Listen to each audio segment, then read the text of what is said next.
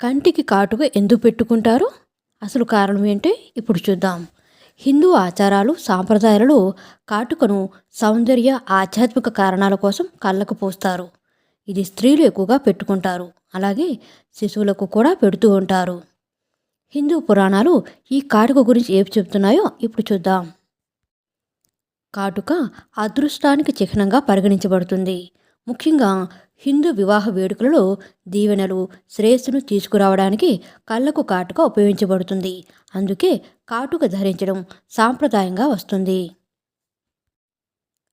కంటి సంరక్షణ, కళ్ళకు చల్లదనం, ఉపశమనాన్ని కలిగించే లక్షణాల కోసం కాజల్ను కూడా ఉపయోగిస్తారు.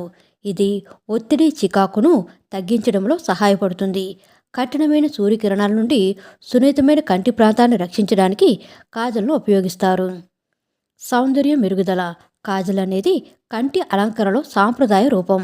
ఇది కళ్ళ అందం, వ్యక్తీకరణను పెంచడానికి శతాబ్దాలుగా ఉపయోగించబడుతోంది. ఇప్పటికీ చాలామంది కంటికి కాటుక పెట్టుకోవడం చూస్తూ ఉంటాం.